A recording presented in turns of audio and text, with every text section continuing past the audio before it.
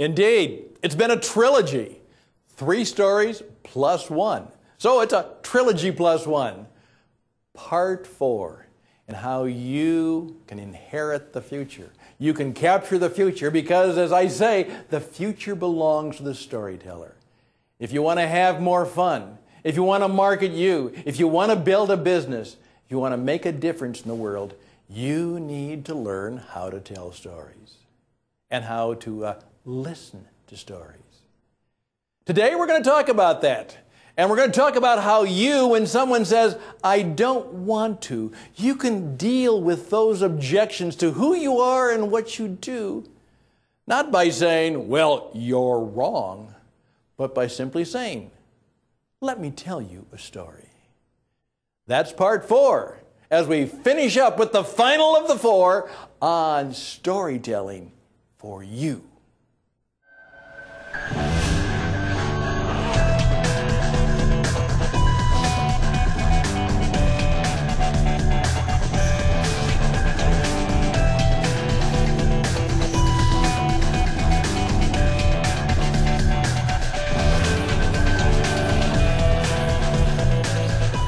I am Stan Hustad. I'm your marketing life coach. Remember, the marketing life is different. It's not about media, messages, and hype.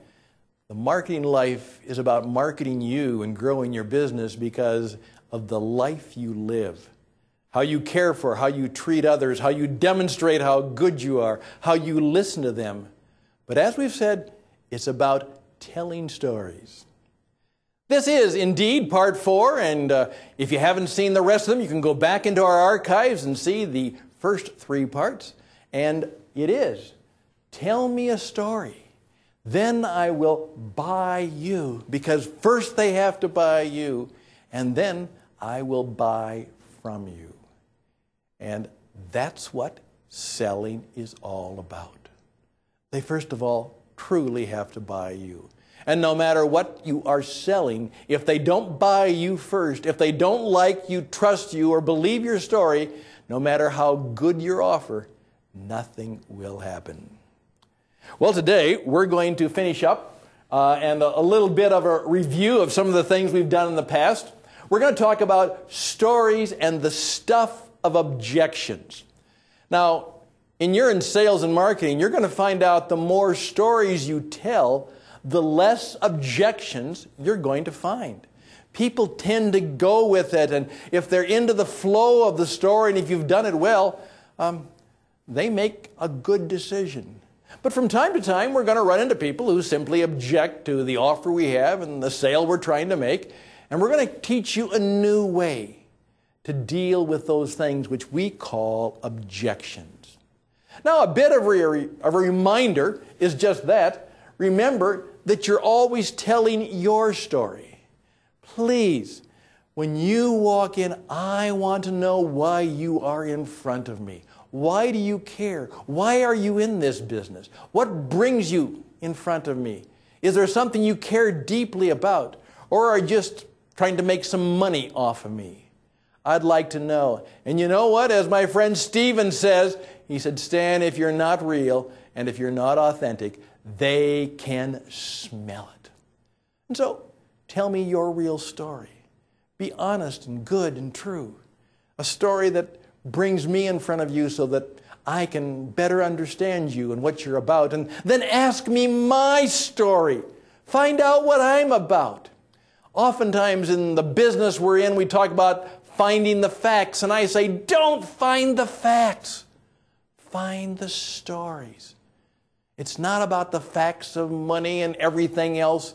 It's about the stories of hopes and dreams and aspirations. It's like those old men in our first part, the Dream Rangers, who wanted to have a better story.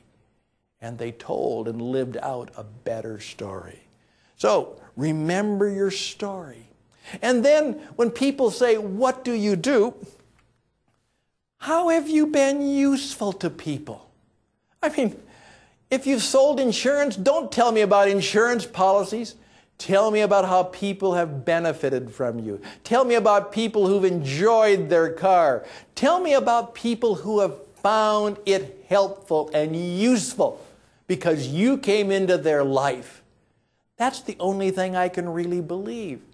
For the most part, I don't understand what you're talking about. I went into a store and this guy was really smart about all of those high-def stuff and all of those electronic stuff.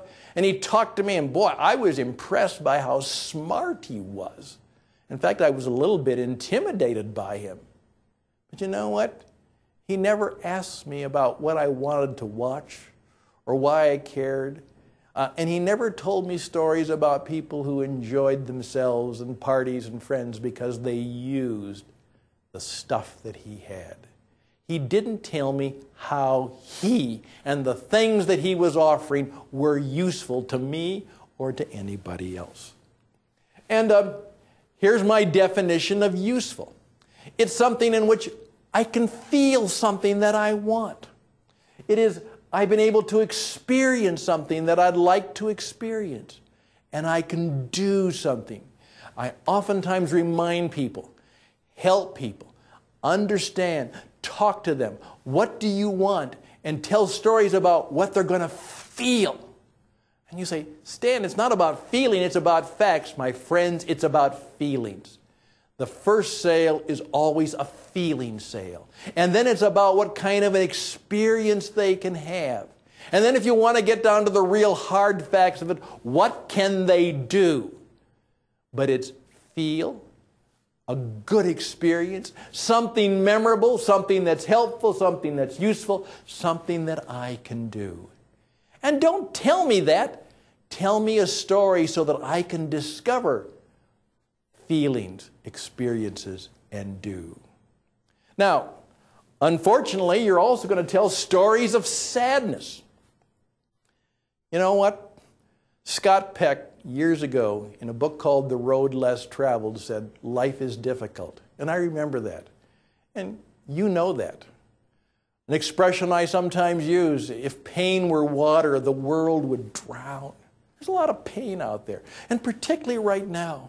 You know, we think about all the things that have gone on, and war, and tsunamis, and floods, and the difficult economy that we're in. Times are difficult. Life is difficult. It's challenging. There's a lot of people out there who are going through difficulties.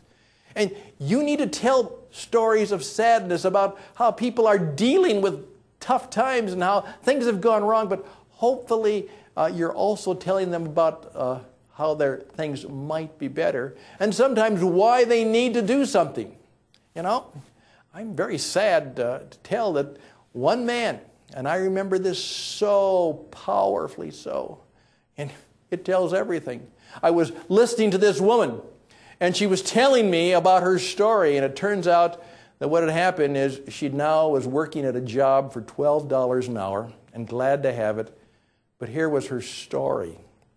In effect, she had a good job. Her husband decided to start a business, an auto glass business, and so she quit her job, and they worked their tails off, went deeply in debt, and really gave it all they had to build this new business. And one night, her husband was coming home late from the shop, and the weather was a little iffy, and he lost control on his Harley Davidson and smashed into a tree. And he was killed. And there she was, all by herself. 3 children, a huge amount of debt on the business. And you know what? It was sad to say he didn't have any insurance. And there she was, all alone. I take it back. She got $15,000. He had insured the Harley, but he hadn't insured his own life. Oh my goodness. And at his age, $500,000, $1 million in term insurance would have been a fraction of the payment on a Harley. That's a story of sadness, but I can learn from that. And you don't have to preach to me about, you better buy insurance. You can just tell a story of something that went poorly. And I tell that story because it challenges me. And I felt so bad for her and sad for her. And I was glad that there was someone coming alongside of her who was trying to help her out. But there's a lot of stories like that. So keep that in mind. Now, when you do these things, I'm simply saying is, tell stories of how you do what you do, but be careful. Now, this is the problem. From time to time, people want to know how it works. And that's where, as I tell people, we tend to talk about too much of the process. But there are people from time to time, well, they'll want to know how the computer works, or they'll want to know how the car works, or they'll want to know how the insurance policy works. Now, please keep in mind those people are rare, and because you're really good at it and you're really smart at it, you tend to get into telling too much of the process of how something works. But be prepared to do that in a story form, in a narrative form, in maybe a metaphor form, but be careful. Don't spend too much time telling how something works. But you better be prepared for that one person out of 10, that one person, maybe even out of 100, who wants to know how it works. So tell people your story. Tell stories of how you've been useful to other people. Occasionally have a story that demonstrates something sad because people didn't follow good advice. You know, you should have brought your car in for maintenance, but you didn't, and now you've got a $3,000 transmission bill. That's a sad story. Perhaps you ought to schedule some maintenance. Do you see how it works? And we're not trying to be mean and nasty and push people into a corner. We're just simply telling stories that people can be left a choice. And I oftentimes say good coaching, good marketing, good salesmanship is to allow people to be a choice so they can make a decision. Nobody wants to feel like they were sold, that they were pushed. They want to feel that they were in control. As one of my friends says, people don't want to be sold, they just want to buy. So think about that. They don't want to be sold, but they may want to buy. Now, what I would like to take the next few minutes is just to give you one of the most powerful sales and marketing techniques that I believe could change the world. You know, how do we overcome objections? Now, any of you in sales, you've been taught this before. And I'm going to simply say, as I often say, you know what, when it comes to sales and marketing, could it be, I'm just asking, that everything you've learned is wrong? The old feel, felt, found. So someone makes an objection, you jump right in and say, I know how you feel. Now, first of all, don't say that unless you do. If it's just part of your script, then you're a phony. I know how you feel. I felt, found. Feel, felt, found, felt, feel. That's the usual way we do it. And what we're truly saying to people now is, guess what? That's how you feel, but you're wrong. Now, how do you like to have someone prove to you that you're wrong? How do you want someone to come into your life and say, well, you didn't get that right? Now, I know we don't do it that way, and that may not be our intent, but it has, in some respects, the same feeling to the person. We probably don't come out and say, well, you're stupid to believe that, or if you were really smart, you wouldn't say that. But please keep in mind that people do have objections. Now, oftentimes you'll get this training. Oh, they're just asking for more information. No, they may not. There's a good chance that they just don't want what you have. I one time heard a guy said, in effect, that if you lose a sale, it's because you didn't tell the story well enough, or you didn't make the facts clear enough. You didn't, in effect, give them enough information. No. Maybe they truly can't afford it. Maybe they don't want it. Maybe it's not useful to them. Maybe it is useful to them, but they've just decided they want to do something differently. Please be informed that you cannot make every sale, nor should you. What you're trying to do is be useful and helpful and kind and gracious and thoughtful. You're going to treat them as if they're the most important person in the world. And even though nothing happens that puts money in your pocket, they went in peace. And in effect, You may have even blessed and helped them. I make this point. Whether I make the sale or not, I want them to know. I perhaps even want them to feel that something good happened to them because they were in my presence, because I listened to their story, because I treated them with honor and respect. And if nothing happened that put money in the pocket, in effect, it was a good experience for them. Now, I want you to really believe that. I want you to really believe that's what you're all about. I want you to be so helpful that even if they buy or not, you would have the moral right to get them to write a check to you just because you've been helpful and useful and instructional, and their life is better off because they just sat with you and learned from you and heard good stories and discovered something about themselves. Can you really live in that kind of agony and ecstasy and that kind of faith? I'm just going to ask you to do that. So your job is not to overcome every objection. But here's what we've discovered, that when somebody objects, and this is what I'm going to encourage you to do, go through maybe the top 3 objections that you hear, the top 5 objections. Whatever it is, your marketing or selling, your consulting services, your mortgages, your bank, whatever it is, go through the various objections that you've heard and that you hear all the time. And then, rather than saying, I know how you feel, felt, found, whatever it is, simply say this. When someone says, in effect, here's the objection, you say, that reminds me of a story. Now, here's what I've discovered. When I walk forward and say, let me tell you of a story, people pay attention. People want to know, what's the story? So as my good friend Deb Newman had said when she was here, and said it all the time, when someone says, well, you know what? I don't need long-term care insurance because my children will take care of me. Deb says, how nice. How great that you have children like that. Tell me about your children. And then she simply says, you know, this reminds me of a story. And what we do is when we tell a story, we don't say you're wrong or you're stupid or you're not figuring things out. The story allows people to compare their life experience to the story you've told them. And supposedly when someone says, my children will take care of me, they hear about a story where the child wanted to take care of their elderly parent, but it didn't work out. And it's a sad, sad story.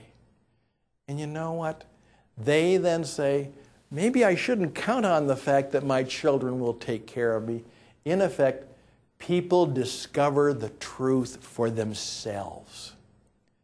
Now, I want to emphasize that. The great thing about stories is stories are true. Stories are about life. They're true. Now, I say with a smile, all of my stories are true. They may not all be real, but they reveal a truth.